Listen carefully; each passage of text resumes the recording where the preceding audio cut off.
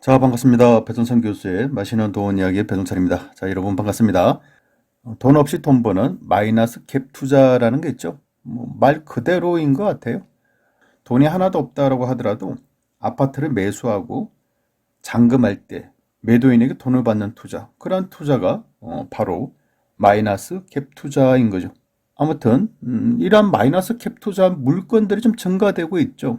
매매 금액은 좀 더디게 상승하는데 오히려 전세 금액이 급등을 하고 있다는 거예요. 그래서 앞으로도 마이너스 갭 투자 물건들이 좀 서서히 증가될 것 같아요.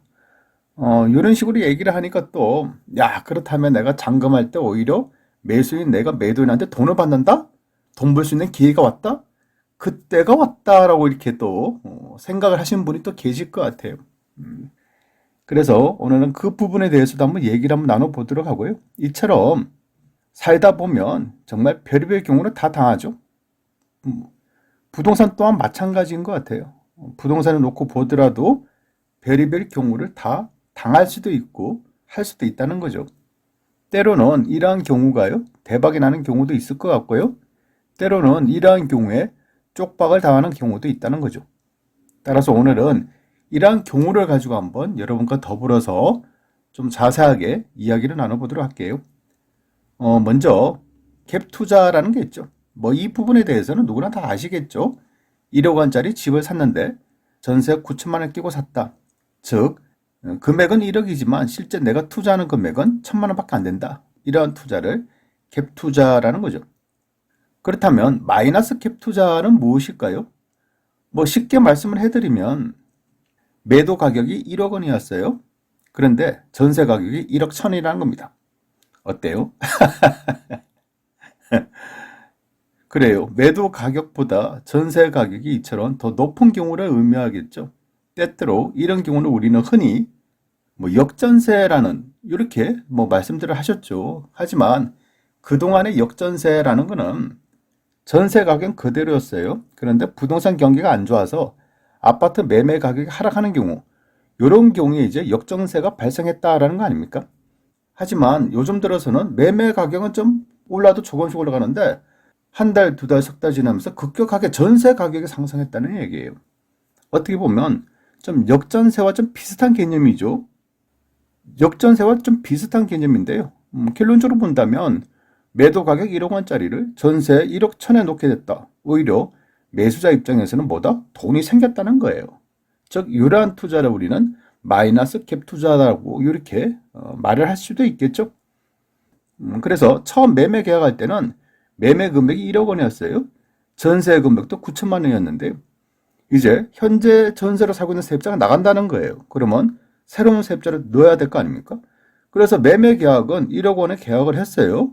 그리고 현재 살고 있는 세입자가 나가면서 새로운 세입자를 구했는데 새로운 세입자의 전세 금액이 1억 2천이라는 거예요.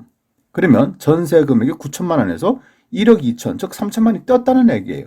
그러면 매매 금액은 그대로 있고 전세 금액만 3천만 원이 인상된 거죠.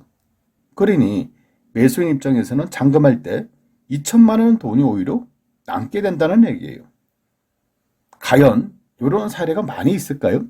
그래서 각 도시별로 실제 사례를 한번 놓고 볼까요? 먼저 서울인데요. 여기 단지명 그냥 A라고 하면요. 서울 금천구 가산동에 있는 거고요.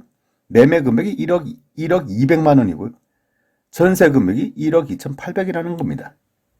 매매가 1억 200인데 전세가 1억 2,800. 그래서 갭이 마이너스 2,600만 원이라는 거죠.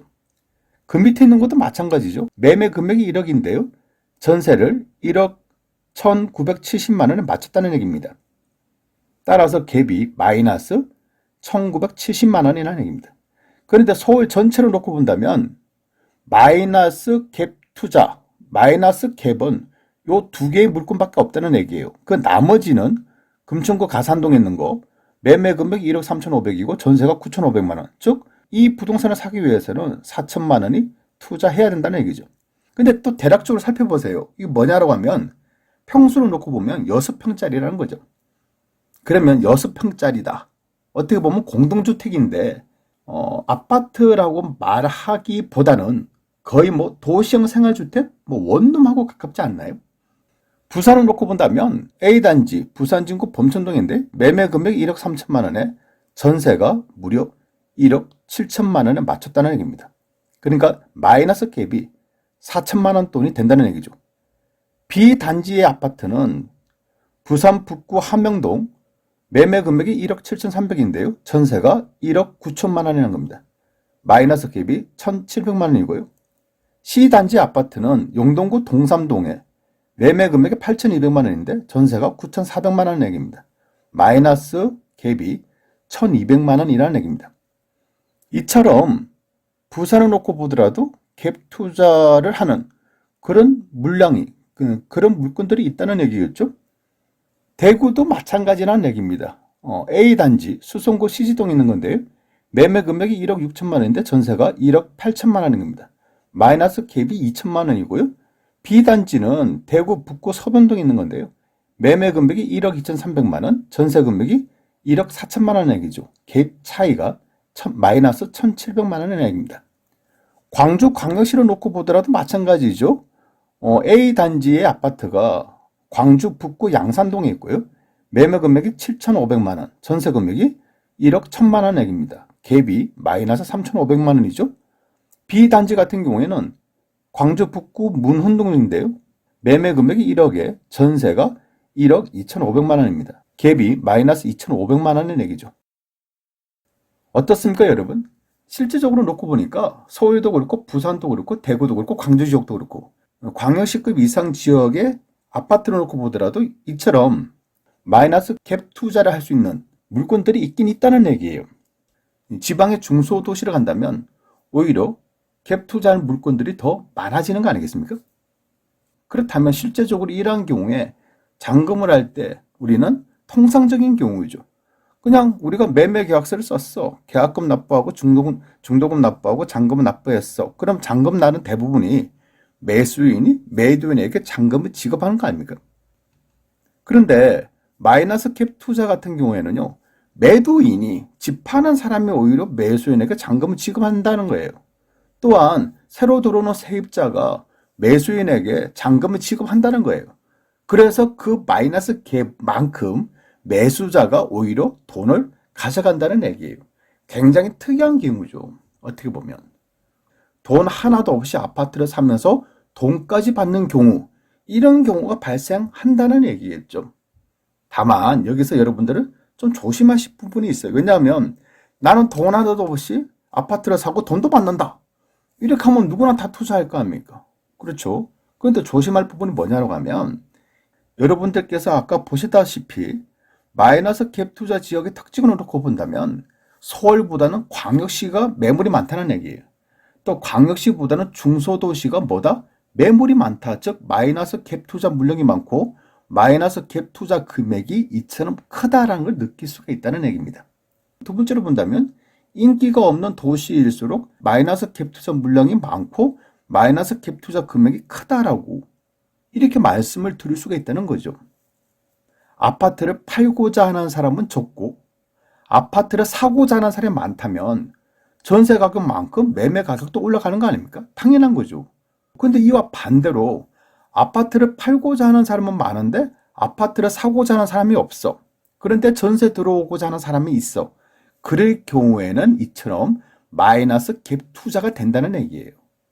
세 번째로 본다면 같은 도시 내에서도 외곽지에 분포가 되어 있다는 겁니다. 예를 든다면 아까 우리가 서울 보셨죠. 서울 강남에 갭 투자할 물건 안 나오지 않습니까? 역시 서울을 놓고 보더라도 다소 좀 인기가 없는 좀 약간 변두리죠. 그런 지역에 갭 투자 물건이 많고요. 대전 광역시를 놓고 보더라도 마찬가지죠. 대전 광역시 서구 둔산동에 갭 투자 물건이 있다 없다? 희박하다는 얘기예요. 그러면 대전을 놓고 보더라도 대전 외곽 쪽에 이런 마이너스 갭 투자 물량이 많고 갭 투자 금액이 있다라고 이렇게 말씀을 드릴 수가 있다는 얘기겠죠. 네 번째로 본다면 매수보다는 전세를 선호하겠죠. 집을 안 사겠다는 얘기예요. 이 아파트는 아무리 저렴해도 안 사겠다는 겁니다.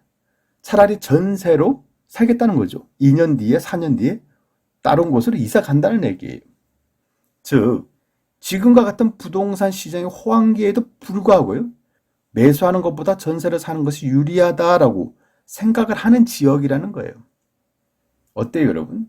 이런 식으로 본다면 좀 굉장히 위험성이 많은 지역, 좀 굉장히 인기가 없는 지역, 그런 지역이 마이너스 갭 투자 지역이다. 이럴 가능성이 더 많다라고 이렇게 말씀을 드릴 수가 있다는 얘기예요. 이런 의미로 볼 때 마이너스 갭 투자 지역은요, 시세 상승이 굉장히 어려운 지역이다. 다른 아파트들은 몇 억씩, 몇 천만 원씩 오를 때 이 아파트는 몇 백만 원 오르기가 힘들 수도 있다는 얘기입니다. 또한 전세 가격의 하락 시에는 전세 금액을 반환해야 될 거 아닙니까?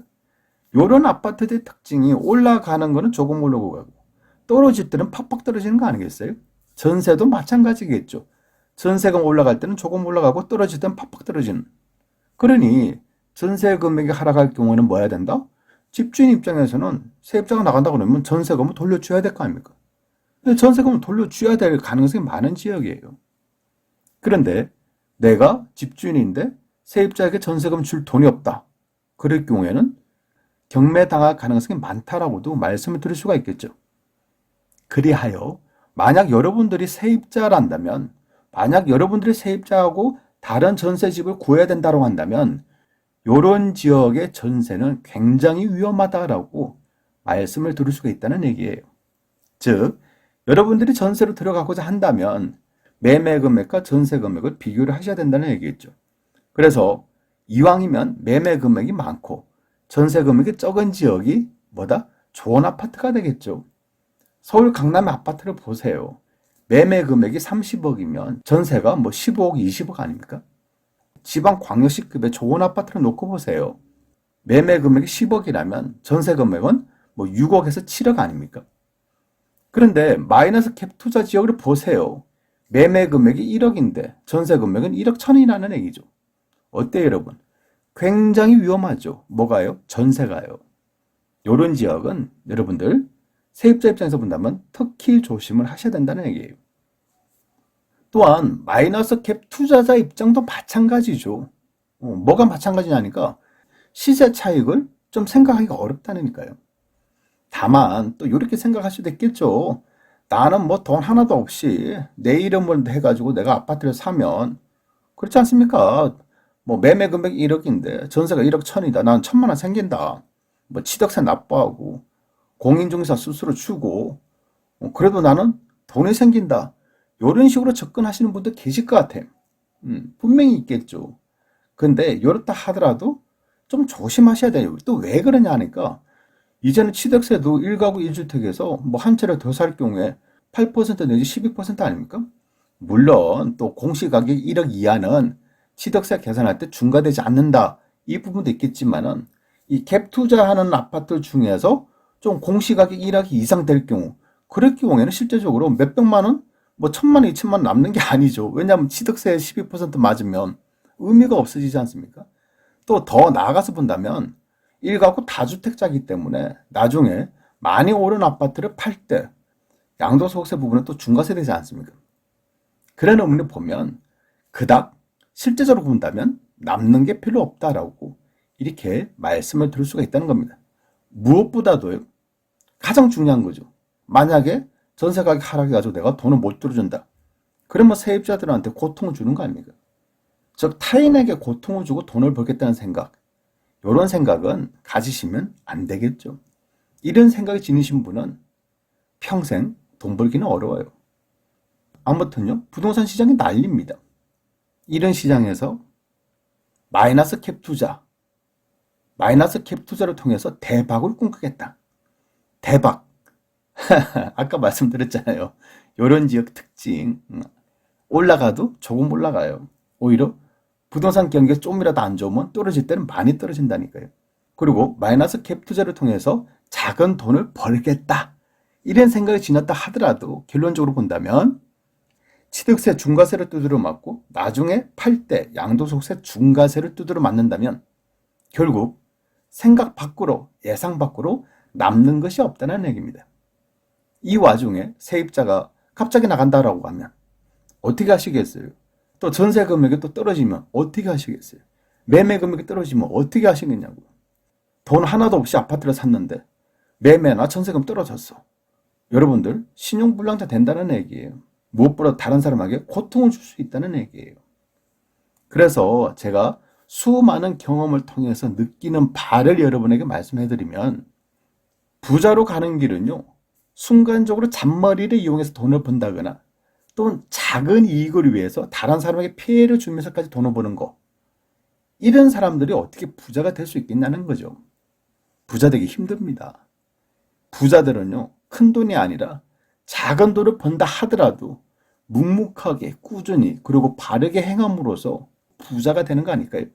그러한 의미로 본다면 돈 없이 돈을 버는 마이너스 갭 투자, 실제적으로 볼 때는 그다지 권해드리고 싶은 마음이 없다는 얘기입니다. 또한 만약에 마이너스 갭 투자를 했다 하더라도 매수 과정이 굉장히 불안전해요. 또한 매수 이후에 부동산 시세 변동에 가장 빠르게 하락할 가능성, 이런 가능성에 대해서는 어떻게 하시겠냐는 거죠. 따라서 투자에 있어서는 굉장히 위험한 물건이라고 이렇게 말씀을 드릴 수가 있다는 겁니다. 이상까지 배종찬 교수의 맛있는 도움 이야기였습니다. 감사합니다.